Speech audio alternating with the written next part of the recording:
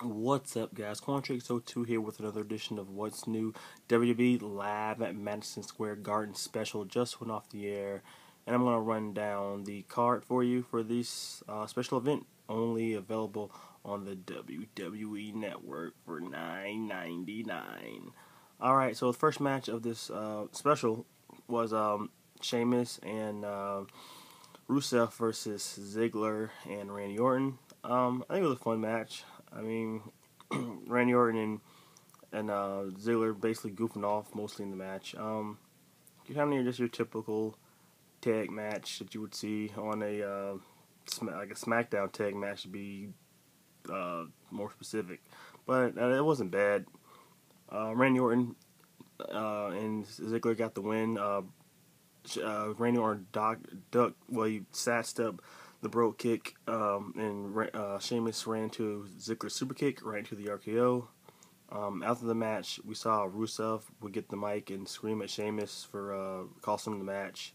Sheamus would then hit the brogue kick and leave. That was kind of a face kind of move, but yeah, that kind of stuff really doesn't work when both guys are heels, but they did it anyway. So yeah, that was that. Next, we had the Neville Stardust match.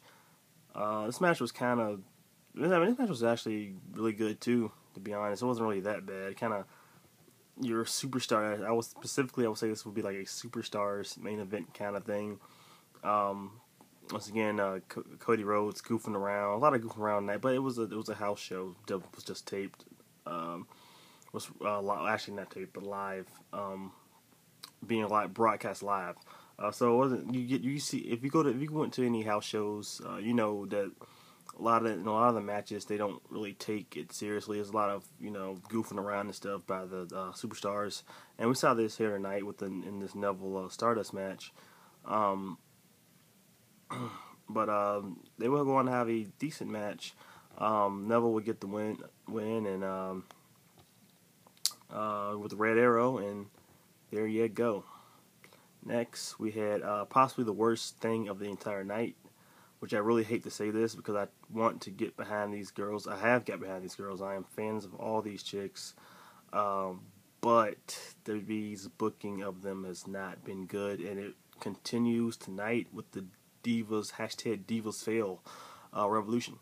It was the Bella Twins versus Alicia Fox and Team PCB. Which, why is PCB together? Why is the P still with the CB? Why is that still happening when Paige basically turned her back on them 2 weeks ago? But anyway, regardless, PCB fought the Bella Twins into a very sloppy and just really not very good match. It was not good at all.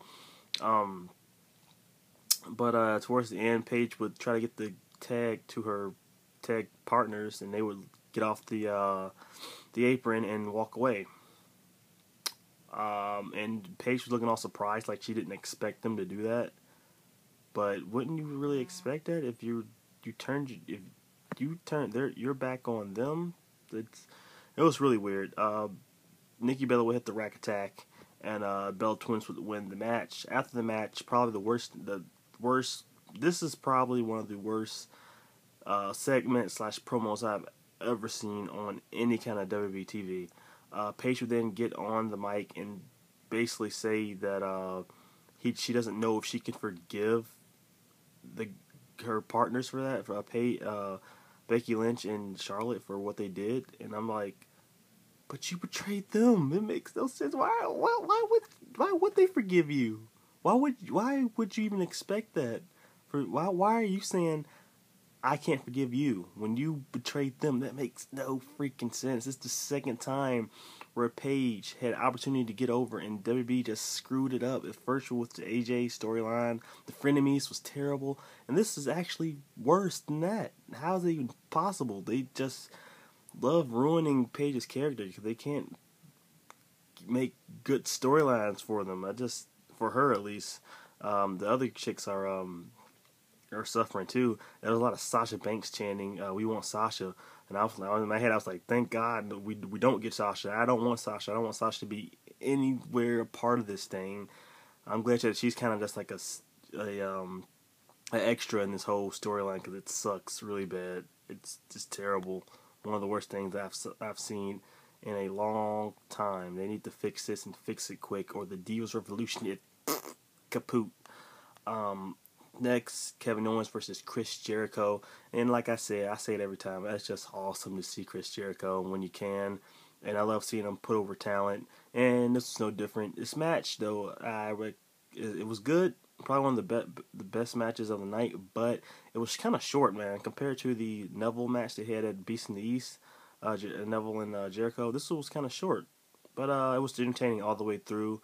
So I think it all ended with like a cool I think Owens was going for the pop-up powerbomb, got countered to a Frankensteiner, which got countered into the walls of Jericho, which got countered into a small package, which was a very, very cool sequence. And Jericho would lose the match. And that was that. Awesome match, though. Definitely one of the ones you want to go back and look at if you want to skim through this this special event. Next was the New Day versus the Dudley Boys for the tag titles. This was awesome, man. This is awesome stuff. They had a promo for. You don't really get to see tag team promos anymore, so it was really awesome to see that. They played that up. We got a awesome, as always, New Day with the promos, doing what they do, having a good time, making people laugh. It was great. Then they wanted to have the match. This match was probably just as good as their last match they had. Once again, Xavier Woods would get involved after the 3 was hit and cost the Dudleys the win. When they had the tag titles in their grasp with the New Day. That Woods, they gotta do something about that Woods character, man. That guy just been costing them match after match after match, and I think they're gonna find a solution come Hell in a Cell. I think they will. So the New Day retained thanks to Xavier Woods being witty and getting there and stopping them from getting that 1, 2, 3. Smart for him. That's why he has a PhD. But yeah, New Day still the tag team champions. New Day rocks. New Day rocks. Say women now. New Day rocks. All right. Next, we got to see the match that was advertised the most on this special, which was Brock Lesnar versus The Big Show. A match that's been decades in the making, and it happened tonight in Madison Square Garden. And basically, you wanna know what happened?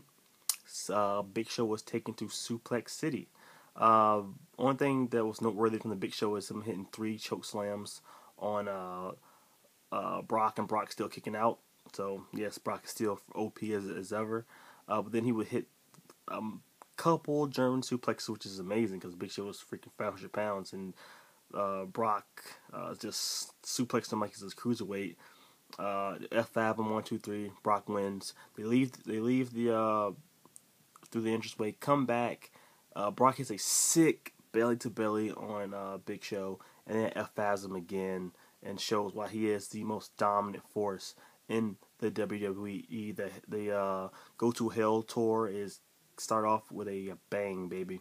So yeah, Big Show would then leave and get goodbye chance. Next was the main event, which was John Cena versus Seth Rollins for the United States Championship, but this time in a steel cage match. This match was actually pretty good. One of the better steel cage matches that we've seen in recent history, man. Because some of the steel cage matches have been really boring to me, but this one was pretty entertaining. A lot of cool spots, and a lot of trying to escape the cage. It was good. I enjoyed it. Definitely worth going back and watching. Seth Rollins would get ready to escape the cage, but before he could do that, boom! Hellfire and Brimstone Kane comes out there, which this kind of spot was kind of weird because it was like, Seth, you could just jump out, win the title, and run into the crowd, but instead he waits for Kane to come all the way down to the ring beside the steel cage, and then he's stuck. So what does he do? Instead of trying to jump at Kane and taking him out, he jumps at Cena with a frog splash, misses it. Cena gets him up, hits the AA, retains the U.S. Championship. After that, Kane would get into the ring, beat up Seth Rollins, hit him with a choke slam, hit the tombstone pile driver, and then boom, that is the end of your special event at Madison Square Garden. Um, this thing was, it was okay, I guess. It's kind of like Beast in the East may have been a little bit better, maybe, I don't know. But they're special events. I don't think they're really supposed to be that great because they are house shows. So I will give it, uh, you know, I will give it a three and a half maybe. It was okay, I guess. Definitely some. It's always good to see Brock Lesnar and Chris Jericho on shows, and the main event was solid. It was way better than the Beast in the East main event. That main event was like, yeah. But yeah, guys, that's Madison Square Garden live at Madison Square Garden. Go check it out. It's okay. Comment, rate, subscribe. Later, guys. Peace.